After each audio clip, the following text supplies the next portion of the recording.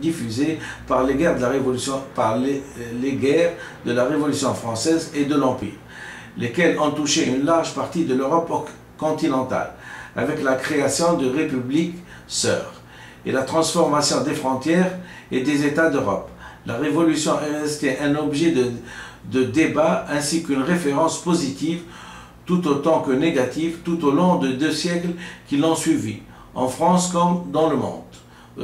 Elle a été positive par les idées d'égalité entre les êtres qu'elle a ramenées. Elle a été un peu négative du fait même que elle a été barbare. Barbare, ça a été barbare. Les gens ont fini par juger des gens en leur accordant un seul mot à dire.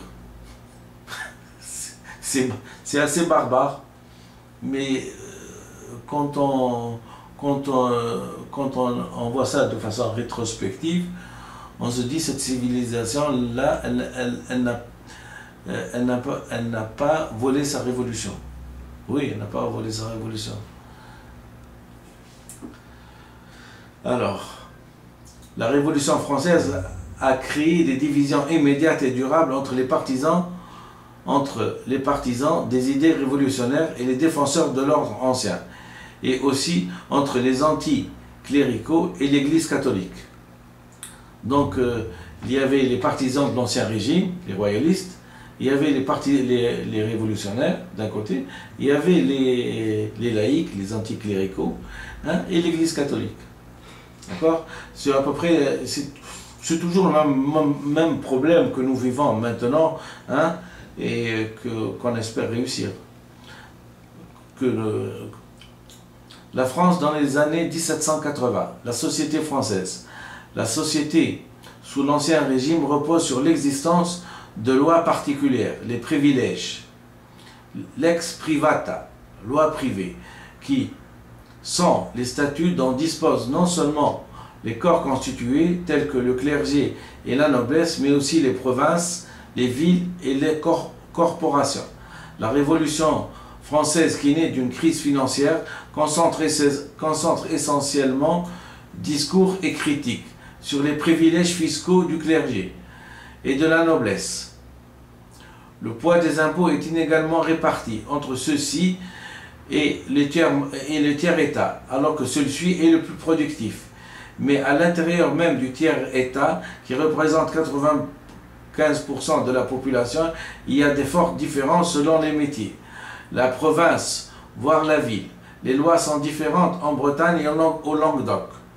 Ce manque d'unicité de la loi sous l'Ancien Régime est soit le fruit des agrandissements du royaume, le nouveau territoire reconnaît la souveraineté du roi de France et demande à celui-ci le respect de ses coutumes, soit les traditions sociales, par exemple, la noblesse ne paye pas les impôts de la taille personnelle, mais en échange doit payer l'impôt du sang, c'est-à-dire faire la guerre pour le royaume.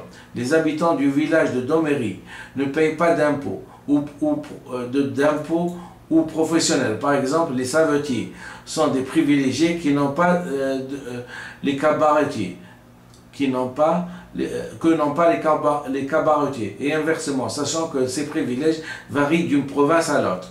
Les privilèges sont en principe des garanties de liberté contre les abus de pouvoir, mais dans la pratique, ils gênent l'établissement d'une politique générale, entravent les volontés des réformes du gouvernement, notamment celui de Louis XV. Ralentissant les échanges, il y a des péages d'une province à l'autre, voire d'une ville à l'autre. Ils figent la société. La société est figée. Au XVIIe siècle, l'essor de nouvelles catégories sociales dans la ville et dans les gros bourgs est indéniable. Parmi les nouvelles couches, on distingue d'une part une bourgeoisie marchande ou financière qui profite de l'enrichissement global des laboureurs, des paysans riches qui peuvent offrir à leurs enfants une éducation, et d'autre part une bourgeoisie de fonctionnaires et d'hommes de loi qui aspirent à jouer un rôle politique. Cependant, la société semble se figer, l'accès à la noblesse se ferme. Dans les années 1780, les nobles qui ont besoin de numéraires remettent en vigueur des droits féodaux oubliés et contrôlent de manière plus tatillonne leur perception. C'est la réaction nobiliaire à la fin des années 1780. Les mauvaises récoltes jouent à la rue les membres les plus fragiles des communautés. La contestation de la monarchie absolue. Louis XVI, en costume de sacre, peintre de oui, Louis XVI. Louis XVI.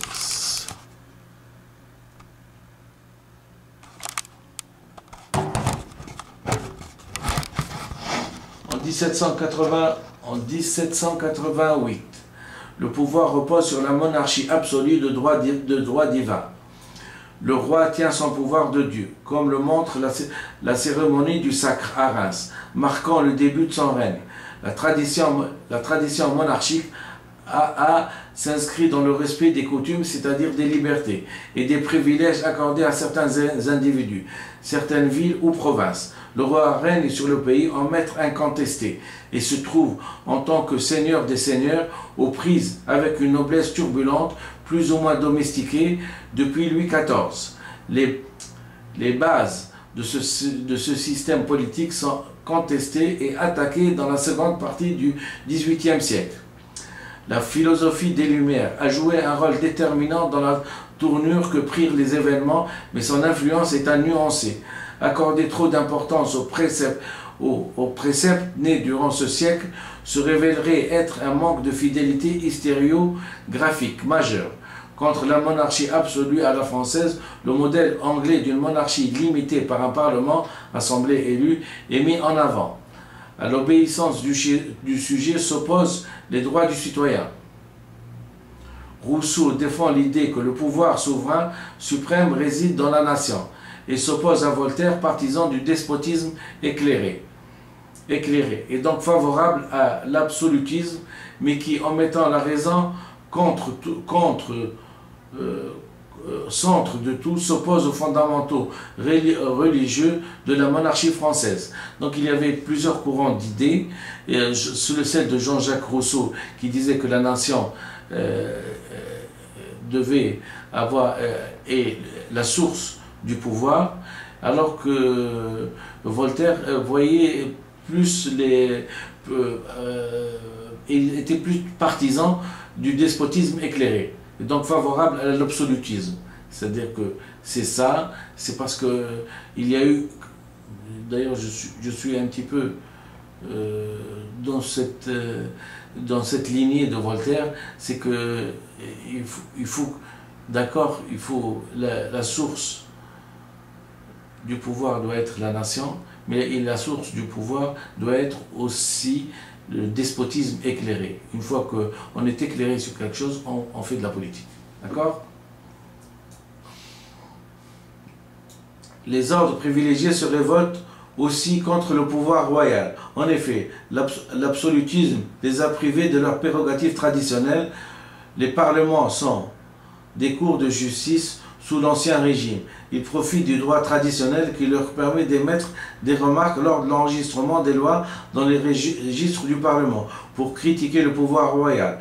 Bien qu'ils défendent avant tout leurs privilèges, ils arrivent à passer aux yeux de l'opinion publique comme des défenseurs du peuple. La noblesse évincée du pouvoir sous Louis XIV ne rêve que de revenir aux affaires.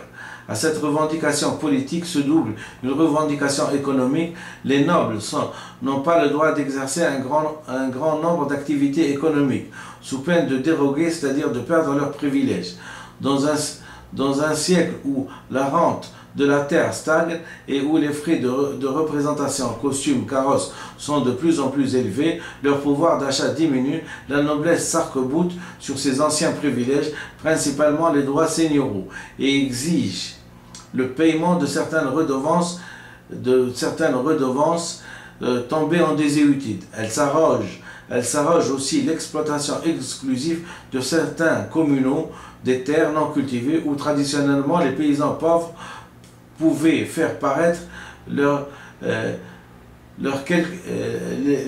faire paître les quelques bêtes. Cette crispation est très mal vécue par les paysans qui réclament l'abolition des droits seigneuraux pour soulager leur misère. La mauvaise récolte de 1789-1788, due à un épisode d'échafaudage de grains provoquant une hausse des prix des grains ne fera rien pour arranger la misère des paysans et est aujourd'hui représenté par divers historiens comme une des causes de l'agitation populaire de la Révolution. La politique était considérée comme responsable du manque de grains. À preuve, notamment, on peut citer les femmes qui, à Versailles, demandaient que sortent les boulangers, les boulangères et le petit mitran. Des révoltes de subsistance en 1788 attestent aussi qu'une crise frumentaire à l'origine partielle de la Révolution. Donc c'était un problème de privilèges et un problème de surcroît d'alimentation et de mauvaises récoltes. Malgré tout, leur éminence majorité, les Français de 1789, n'imaginaient pas une révolution, comme nous d'ailleurs, violente avec une abolition de la monarchie. Le roi est depuis son avènement présenté par l'iconographe royal comme un second père du peuple, dans un parallèle fait avec Louis XII, puis comme père des Français. Une réforme profonde de l'État est espérée, et dans un climat pacifique. Si en 1789, le souverain est encore aimé et respecté, son image paternelle se dégrada rapidement par la suite, dès 1791, notamment par la multiplication des votes qu'il met à l'Assemblée législative. L'échec des réformes politiques. Louis XV et Louis XVI ne sont pas restés insensibles à la diffusion des idées nouvelles, au blocage des institutions, mais ils n'ont pas autorité de leur prédécesseur Louis XIV pour imposer aux privilèges des changements nécessaires. Les réformes judiciaires du chancelier Maupeou, décidée à la fin du règne de Louis XV, est abandonnée par Louis XVI, qui cède devant les parlements. La réforme fiscale. Le problème des rois a toujours été le budget. Depuis le XVIIIe siècle, celui-ci est fortement déficitaire. En effet, le principal impôt direct, la taille, ne pèse que sur les non privilégiés. Le souci des monarques est donc d'augmenter la rentrée fiscale. Des impôts nouveaux qui pèsent sur tous, quel que soit l'ordre, s'ajoutent aux impôts anciens. La capitation depuis 1701, qui porte sur tous les têtes, mais qui pèse le plus en proportion sur les non-privilégiés, le 20e qui frappe tous les revenus en théorie, mais les nobles et le clergé le rachètent, c'est-à-dire le payent une fois pour toutes et en sont ensuite débarrassés. Les impôts nouveaux n'empêchent pas les déficits de la dette publique de se creuser tout au long du XVIIIe siècle. Publié le 19 février 1781, Necker publie le compte rendu au roi par M. Necker, directeur général des finances, et ainsi rend public le budget du royaume. L'État perçoit 503 millions de livres de recettes pour 620 de livres de dépenses. Le service de la dette occupe à lui seul 310 millions de livres, soit la moitié des dépenses. L'opinion publique est scandalisée d'apprendre que la Cour dépense 36 millions de livres en fait, et pensions pour des courtisans. La monarchie ne peut faire aboutir aucune forme fiscale à cause de l'obscurantisme systématique des parlementaires. L'obstruction systématique des parlementaires. La journée des tuiles de Grenoble, qui a eu lieu en 1788, illustre l'alliance contre nature entre les parlements et le peuple. Les protestations des familles touchées par la crise économique se multiplient depuis mai. Ces agitations poussent les garnisons à intervenir. Le 7 juin, celle-ci est reçue par les jets de tuiles lancés par les habitants de Grenoble, montés sur les toits. Après la journée des tuiles, une assemblée de 3 ordres, noblesse, clergé, tiers, État, appelée réunion des États généraux du Dauphiné, se réunit au château de Visil, près de Grenoble, et décide la grève des impôts tant que les États généraux de la province n'auront pas été convoqués par le roi pour les voter.